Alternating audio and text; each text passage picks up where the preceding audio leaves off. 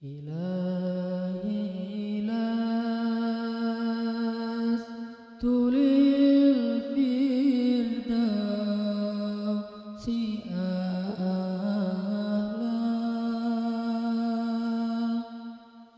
ولا أقوى على النار الجحيم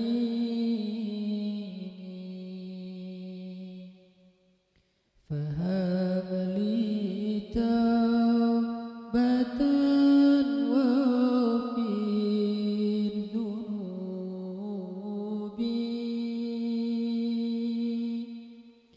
فإنك غافر الذنب العظيم.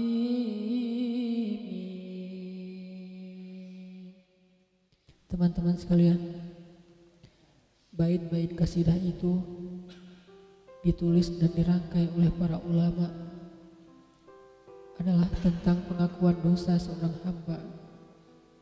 Ketika seorang hamba berada di puncak penyesalan dan merasa tahu diri bahwa dia adalah seorang hamba yang kotor, sehingga dia mengatakan, Ilahi lastu lil firdausi ahla. Ilahi, sesungguhnya saya tidak layak masuk ke surga Firdaus. Saya kotor, saya hina, saya penuh cela, saya banyak aib, saya banyak dosa. Sangat tidak layak saya masuk ke surga Firdaus-Mu ya Allah. Tidak ada satupun amal yang bisa saya banggakan sehingga menjadi jalan bagi saya masuk ke surga Firdaus-Mu ya Allah. Kita harus merasa diri kita rendah di hadapan Allah. Itulah kenapa kita sujud. Dan Allah suka kepada orang yang merendahkan diri di hadapannya. Itulah kenapa Allah suka kepada hamba yang bersujud. Seandainya pintu surga itu terbuka dengan kunci amal solih, saya tidak punya kuncinya ya Allah. Saya beramal solih tetapi belum layak untuk membuka pintu surga. Saya sholat, saya puasa, saya tarawih, saya sedekah, tapi semua itu belum cukup untuk membuka pintu surga karena keterbatasan amal solih saya. Masih banyak kesalahan dalam amal-amal yang saya kerjakan karena saya bodoh ya Allah. Lalu bagaimana nasib saya kelak di akhirat ya Allah? Jika ditimbang-timbang, sungguh kedurhakaan saya lebih sering daripada istighfar saya ya Allah. Saya tidak pantas menjadi penghuni surga ya Allah. Wala aqwa 'alan naril jahimi. Tetapi saya juga tidak akan kuat dengan azab neraka jahim-Mu ya Allah. Karena sesungguhnya tidak ada satupun dari makhluk-Mu yang sanggup merasakan azab neraka. Semuanya takut kepada neraka-Mu ya Allah. Jangankan 1 tahun, jangankan 1 bulan, jangankan 1 hari, sedetik pun tidak akan sanggup ya Allah. Karena saya mendengar sesungguhnya Rasulullah SAW bersabda, azab yang paling ringan bagi penduduk neraka adalah dipakaikan baginya sendal terompah dari api yang membakar kakinya sampai mendidihkan kepalanya. Itulah azab yang paling ringan di neraka untuk orang yang paling ringan berbuat dosa. Bagaimana dengan saya ya Allah? Dosa saya banyak, saya pernah durhaka kepada ibu bapak saya. Itu saja sudah cukup bagi saya mendapatkan azab yang lebih besar di neraka, dan saya tidak sanggup ya Allah. Saya pernah durhaka kepada ibu saya marahi ibu saya karena satu kesalahan. Padahal saya lebih sering berbuat salah dibandingkan ibu saya. Tapi ibu memaafkan saya. Ketika di waktu kecil saya memecahkan barang-barang ibu saya memungut barang-barang itu sambil tersenyum, membelai kepala saya, mengatakan nasihat-nasihat yang baik. Sama sekali ibu saya tidak marah kepada saya saat itu.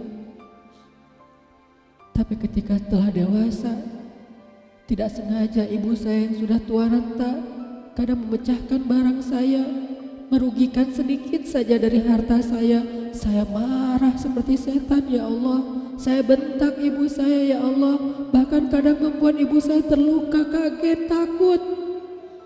Pantaskah seorang ibu merasa takut terhadap anak yang dia kandung 9 bulan, yang dia lahirkan dengan taruhan nyawa, yang dia susui dengan darah dagingnya, yang dia didik, dia jaga, yang dia berjaga di malam hari tidak tertidur demi untuk menjaga anaknya dari seekor gigitan nyamuk? Pantaskah ibu merasa takut terhadap anaknya sendiri? Cukup satu dosa besar saja durhaka kepada ibu membuat saya pantas masuk api neraka. Belum lagi dosa saya kepada ayah. Ketika saya berdebat habis-habisan di hadapan ayah saya, hanya ketika ayah saya menasihati saya dengan satu nasihat sederhana, saya debat dia, seolah-olah wawasan saya lebih banyak, ilmu saya lebih banyak, pergaulan saya lebih luas, pendidikan saya lebih tinggi, padahal semua itu saya dapatkan hasil dari perjuangan dan pengorbanannya. Ketika keduanya sudah menjadi tua dan lemah, kadang keduanya rindu kepada saya, ya Allah. Mereka memberi kami pesan, ya Allah. Mereka bertanya, bagaimana kabarmu anakku? Tapi kami tidak peka. Hati kami tertutup dengan ego dan sombong. Kami tidak bisa membaca teks itu dari perasaan mereka. Kami hanya membaca teks mereka dan tidak segera membalasnya. Kami anggap teks dari orang tua kami tidak penting, masih bisa ditunda untuk dijawab nanti sore. Padahal mereka sedang kangen, sedang rindu kepada kami, ya Allah. Mereka tidak mengatakan kami rindu kepadamu, wahai anakku, karena mereka tahu kalimat itu akan mengganggu kami. Kalimat itu akan menjadikan hari kami tidak lagi mudah. Kalimat itu akan merusak konsentrasi kami dalam bekerja. Kalimat itu akan menghalangi banyak urusan kami, sehingga mereka menahan diri. Mereka hanya bertanya, apa kabar kami? Lalu kapan kami berbakti kepada mereka, ya Allah? Sampai seusia ini kami masih merepotkan mereka, ya Allah. Kapan kami akan berbakti kepada mereka? Rasanya kami lupa. Entah kapan kami pernah memijat kaki mereka setelah mereka seharian bekerja. Entah kapan kami pernah memberikan minuman hangat untuk mereka. Kami durhaka kepada orang tua kami, ya Allah. Bahkan setelah mereka wafat, kami lupa mendoakan mereka di dalam sholat kami. Harusnya kami disiksa di api neraka, tetapi kami tidak kuat, ya Allah. Belum lagi kedurhakaan kami yang lain, dosa-dosa besar kami yang lain. Kami pernah bermaksiat kepadamu diam-diam, ya Allah. Kami pernah berbuat dosa diam-diam, dan padahal kami tahu itu dosa besar. Tapi kami tidak peduli. Kami tidak takut kepadamu, seolah-olah ancamanmu itu hanyalah mitos, seolah-olah ancamanmu itu hanyalah fiktif, seolah-olah apa yang engkau firmankan di dalam Al-Quran itu tidak benar-benar ada. Kami sombong, menantangmu dengan berbuat dosa. Banyak dosa yang kami tidak bisa menyebutkan satu persatu, ya Allah.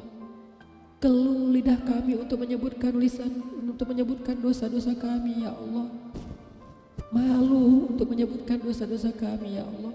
Tidak ada yang bisa kami harapkan darimu selain engkau terima taubat kami, ya Allah.